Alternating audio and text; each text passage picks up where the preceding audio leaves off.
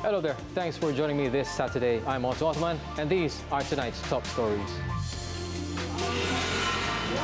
Johor government maintains price of raw water sold to Singapore. 10,000 bookings received for Proton's new SUV X70. Political turmoil in Sri Lanka after Prime Minister sacked.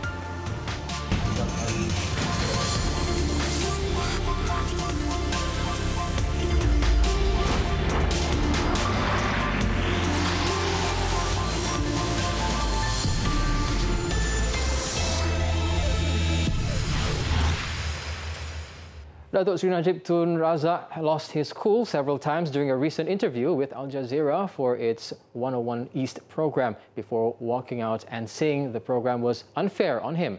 The former Prime Minister was questioned on a long list of issues, including the pink diamond, the 2.6 billion ringgit donation, and the Altan Tuya murder case during the hour-long grilling. Mr. Najib. Datuk Sri Najib lost his cool a couple of times during the one-hour interview with Mary Ann Jolly. During the one-hour interview by Mary Ann Jolly, who was deported by the government in 2015 while she was doing a documentary on the Altan Tuya murder, Datuk Sri Najib appeared irritated when asked about the pink diamond, while more questions on the murder of Altan Tuya Sharibu made things worse. Datuk Sri Najib, in his Facebook posting, said he had agreed to the interview to talk about his legacy and the Malaysian economy. The 1MDB Can we go to the economy? Well, look, you've spent so much of this time. Otherwise, I'm going to walk out. Okay, just one thing. No more, no more, please. You know, many people say... No more, all right? Okay. That's it. Listen, okay. If you want to talk about economy, I'll sit down. Well, we can talk about... Come on, you're not being fair to me. You know, if you want to ask about the economy, what I mean, you are right. facing serious charges in this country, and people... Look, I've done my part. No, I'm not going to stand anymore. Yes. If you want to ask about the economy, I'll talk to you. Okay, we'll ask about... Let's talk, given what's happened to you, let's talk about your legacy. Okay, we'll talk about the legacy. I'm fine. That's the last question. We'll talk about the legacy. He agreed to continue after Jolly asked about the topics he agreed to. At one point, he said how he wished that the 1MDB issue, which ultimately cost Barisan Nasional the 14th general election, did not surface. Datuk Sri Najib then lost his cool again when Jolly mentioned the name Joe Low. How do you feel about the fact that the 1MDB scandal has stained that legacy to a certain extent? I regret, you know, and I wish there was no 1MDB issue whatsoever. Joe Low. Thank you. Oh, no. Can I just ask you about Joe Low? Because it is important. No. It is. Why do you think he... No. Why... No. Just you... He's... But Mr. Datuk Sri Najib has since apologized for his outburst during the program, explaining that he was concerned about his family at the time. It was reported that he was concerned for Datin Sri Rosma and his sons, Nur Rashman and Riza Aziz, who were being questioned by the police at the time of the interview. Commenting on the 2.6 billion ringgit donation, Datuk Sri Najib admitted that he did not verify the source of the money that ended up in his bank account. This because he did not have access to banking knowledge, as whoever owns the fund is protected by the secrecy of banking laws. After receiving the commitment from King Abdullah and subsequent letters that were sent to me, I assumed everything would be fine. At that particular time when I received the money, I assumed it was a genuine donation. I do not have any knowledge beyond that, please. Commenting on the infamous 22-carat pink diamond pendant linked to his wife, Datin Sri Rosmah Mansor, he said that it was a gift from a prince of the UAE. The former premier said the still missing 112.7 million ringgit diamond was given by Prince Sheikh Mansour, the brother of Crown Prince Sheikh Mohammed bin Zayed, and not fugitive financier Joe Low.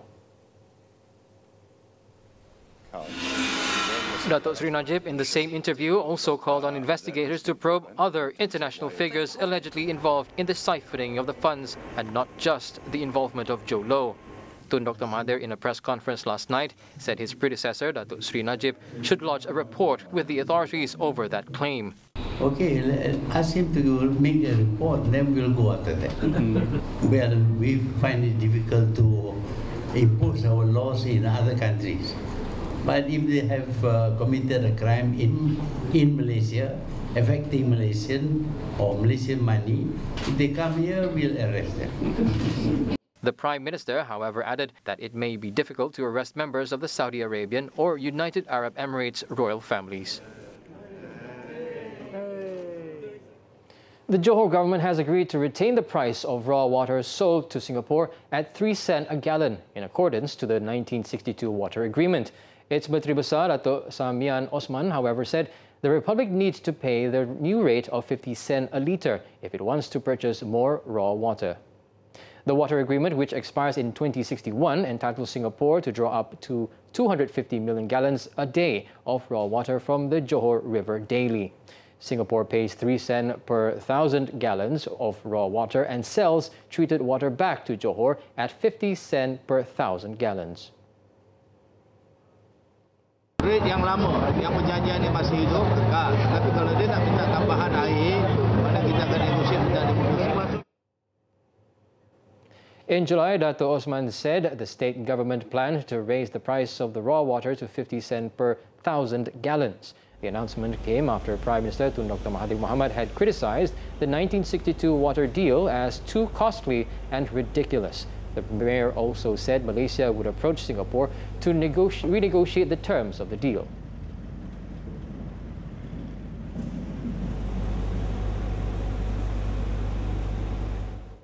The new Proton X70 SUV has received 10,000 bookings since the pre-launch booking opened on September 8th. Now, according to its Chief Executive Officer, Dr. Lee Chun-rong, nearly 2,000 bookings were made online. X70, I'm proud to announce until today, our booking of X70 is over 10,000. I hope before the launch we can get more bookings. X70 is the first Proton SUV as well as the first to be jointly developed by Proton and Geely. Powered by a 1.8-litre turbo gasoline direct injection engine, the Proton X70 will also offer advanced safety features, including autonomous emergency braking, from front collision warning, a blind spot information system, as well as an intelligent high beam control. Final pricing for this X70 will only be revealed when the model makes its official launch debut next month. Proton also said it had exceeded the 3S and 4S outlet submission approval target of 109 and that more applications to open such outlets were still being received. In other news, 10 Kedah PKR divisions have claimed that 30% of the votes casted during its party polls yesterday have gone missing. According to Selangor PKR Communications Bureau Chief Nur Hizwan Ahmad, the party is still plagued by problems in the e-voting system, so much so that the situation is causing concern among party members. The Kedah PKR party polls is the latest to succumb to the e-voting system glitch, despite assurances that the failure in Melaka would not happen elsewhere. Nur Hizwan said that it's time for the party leadership and its members to stop living in denial and admit the loophole in the polling process.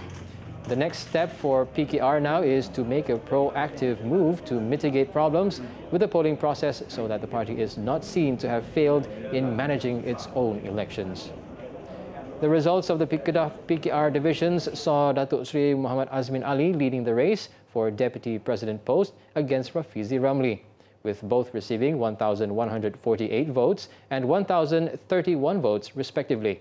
Datuk Sri Muhammad Azmin is said to have won in 6 divisions, whereas Rafizi has won in 4.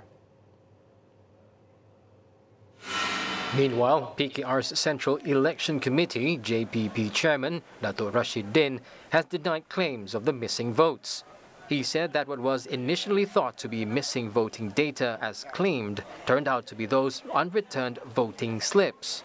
When members show at the polls, they would have to register at their respective polling centers first and will be given a voting slip with a code. He said what could have happened was that their codes were scanned by election officers, but the members never stayed on to cast their votes. At the same time, two Kimanis PKR members have been remanded for 6 days to assist the Malaysian Anti-Corruption Commission MACC investigation into a corruption case. Magistrate Afiq Agus issued the remand order on both suspects aged 46 and 47 following the application from MACC. Both arrived at the Sabah Contingent Central Lockup at 11 a.m. and left 30 minutes later. One of the suspects is a candidate of Kimanis PKR division head who would be contesting in the party polls this year, while the other is a party member. They were brought to the state MACC office for further investigation before being arrested at 8:40 p.m. last night following public tip-off. The communication, however, has yet to ascertain the amount involved and purpose of the kickbacks as the investigation is still underway. A Langkawi ferry carrying 34 passengers and crew members were stranded in the middle of the sea after experiencing engine failure yesterday. All on board had to wait for more than 8 hours before the ferry was towed to the Kuala Kedah ferry terminal last night. The ferry that departed from Langkawi at 2:30 p.m. yesterday was scheduled to arrive at the Kuala Kedah ferry terminal at about 4 p.m. However, an initial engine malfunction at 3 p.m. caused the ferry to stop for a while. Upon continuing its journey, the ferry's engine once again malfunctioned halfway to its destination. The 200-passenger capacity ferry was then towed by another ferry to Kuala Kedah at 10:45 p.m. Stranded passengers said that during the incident, the ferry was only lit up by emergency light and was without air conditioning. Apa pun tak ada. Ayak toilet pun tak ada. Ayak toilet pun tak ada. Ya. Dia aku ada kuih ni makanan tak ada. Tak turun langsung. Kapten pun tak turun beritahu kita apa masalah. Tak maklum kan? Tak maklum apa. Hantar pertolongan tapi dia masih lagi nak teruskan perjalanan ke sini. And then after few minutes, I think about 30 minutes after they depart. And then benda ni rosak loop tu. It was understood that the passengers could not be transferred to another ferry due to the rough sea condition. They are demanding for ferry operators to prioritize passenger safety and to ensure good and regular maintenance of the vessels. After the break, a simple car parking gone wrong. The details when we return.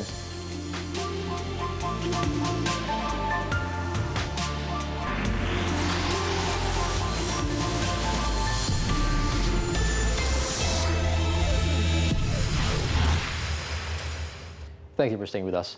Questions have been raised regarding the cleanliness of the Kuala Lumpur International Airport, the main tourist entry point into the country. This after a rat was spotted at the airport terminal by the media and communications advisor in the Prime Minister's office, Dato' Abdul Kadir Jassin.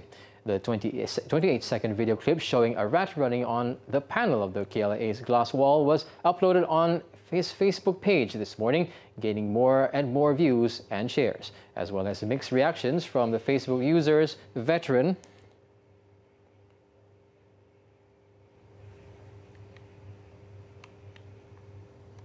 the actor Dato' Ahmad Tarmimi Serigar. Dato' Kadir, however, did not mention when the video was taken.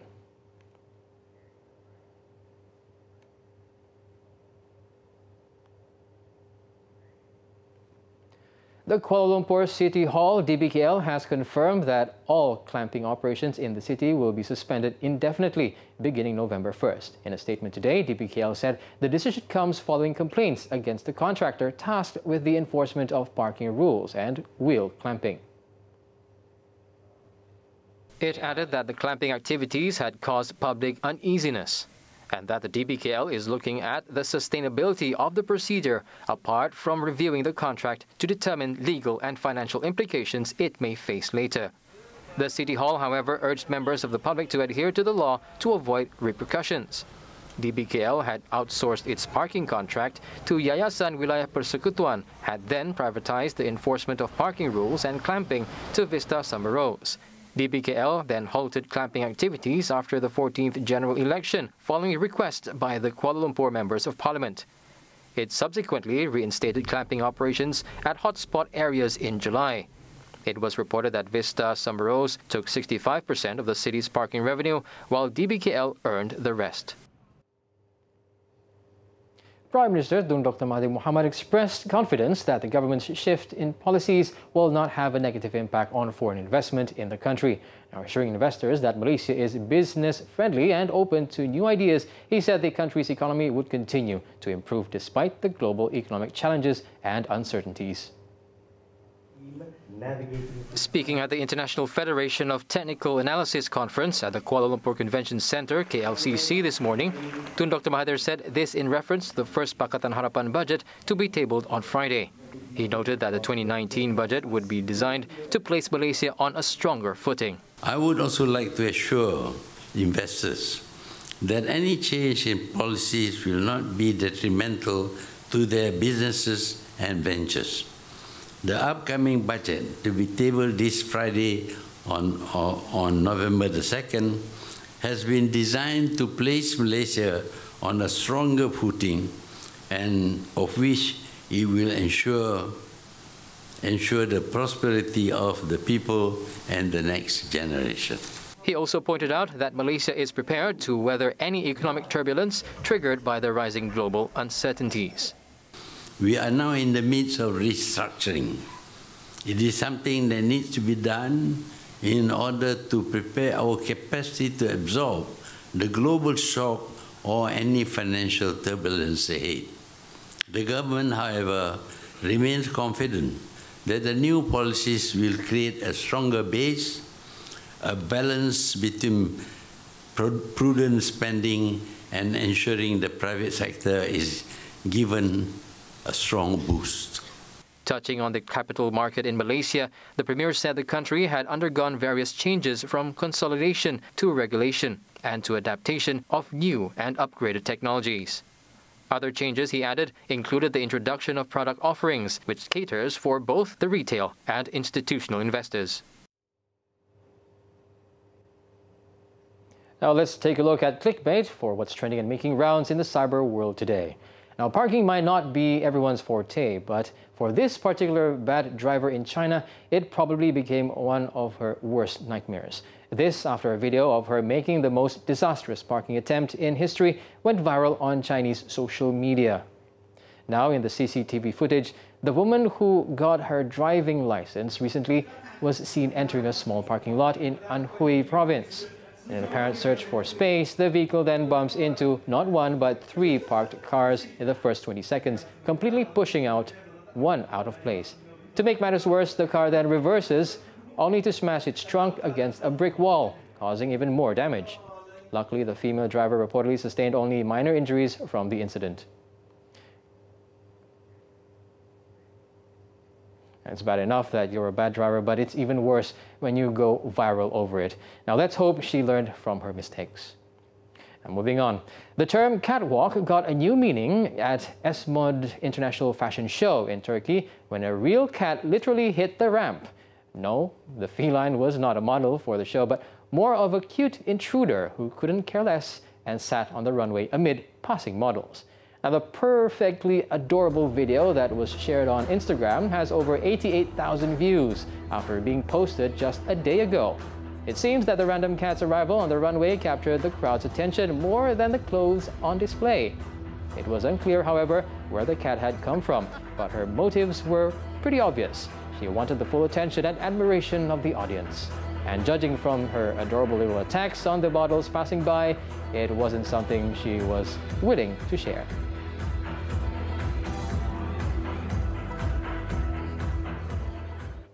Now updated as of 7 p.m., here are the top trending topics and searches on the internet today.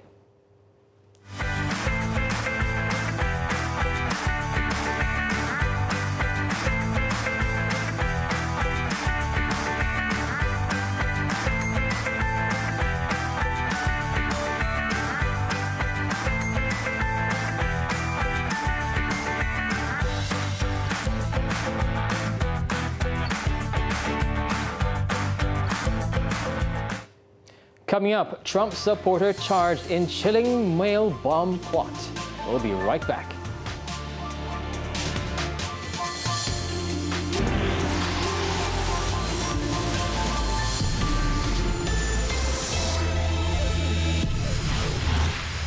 Thank you for staying with us. On to some world news. Sri Lanka's President Maithripala Sirisena has installed the country's controversial former strongman leader Mahinda Rajapaksa as the country's new prime minister, in a shock move that plunged the island into an unprecedented constitutional crisis. Sirisena's office announced the surprise decision moments after he sacked incumbent Premier Ranil Wickremesinghe, who was away touring the south of the country. Rajapaksa was sworn in at a ceremony at the president's office, despite opponents saying he had no power to do so under the constitution. Wickremesinghe, meanwhile, insisted he was still the legitimate prime minister and would fight his dismissal as unconstitutional in the court. He urged the country's speaker to convene the parliament on Sunday to prove he still retained his parliamentary majority. Sirisena, however, has suspended the parliament with immediate effect to block the move. Rajapaksa later said the people had requested his party take over the government and called on Wickremesinghe's supporters to respect democracy and the rule of law. Previously, he was the country's former president who put the island nation deep in debt after ushering billions of dollars of investment from Beijing. A Florida fan of Donald Trump was arrested and charged on Friday for mailing 13 bombs of opponents of the U.S. president ahead of the key elections on November 6. 56-year-old Cesar Sayok, a registered Republican with a criminal past who lived in a van covered in pro-Trump stickers, was arrested outside a strip mall in Florida. Sayok is accused of mailing explosives to prominent Democrats or liberal critics of Trump, including former President Barack Obama and Trump's opponent in the 2016 presidential election, Hillary Clinton. 13 bombs were sent via mail, many of them through a U.S. Postal Service processing center in Florida. All the targets are loathed by Trump supporters for their public opposition to the U.S. president and for being the recipients of his toxic remarks in the past. Investigators said Sayok was tracked down based on fingerprint and possible DNA evidence. Police even found a van belonged to the man, which was covered with pro-Trump and Republican decals, as well as a disparaging comment on CNN. The white van was seized and taken to a secure location shortly after the arrest. Attorney General Jeff Sessions announced Sayok was charged with 5 federal crimes, including mailing of explosives and threats against former presidents. If put on trial and convicted, he faces up to 48 years in prison in what politicians on both sides of the aisle have condemned as domestic terrorism. Saudi Arabia today announced that those behind killing of journalist Jamal Khashoggi would be prosecuted in the kingdom. Investigations, however, would take time. During a security summit in Bahrain, the country's foreign minister said the suspects were detained in Saudi Arabia, thus investigations and prosecution will also be in Saudi Arabia. The announcement came after Turkey declared that it will officially demand from Riyadh the extradition of 18 suspects in the killing of Khashoggi. In a statement, Istanbul said prosecutors have prepared a requisition for the suspects on charges of planned and deliberate murder with monstrosity and torture.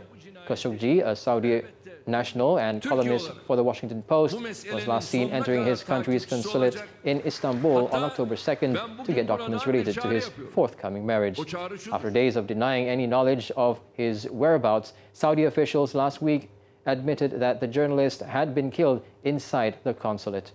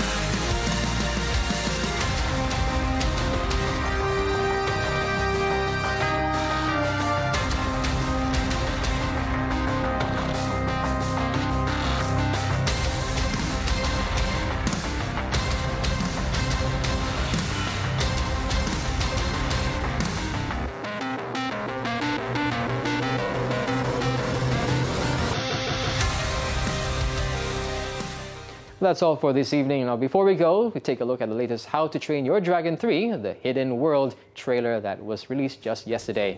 Now, this upcoming movie will hit cinemas in February next year. I'm Otto Othman. Thanks for tuning in and good night. Lies the home of the dragons. And I believe it's your destiny to one day find this hidden world. You do know my leg isn't a chew toy, don't you? Is this what you want? Yeah, go get it. How am I supposed to get down? Hey, bud, wait up. Well, I started out all alone. He's not the only one.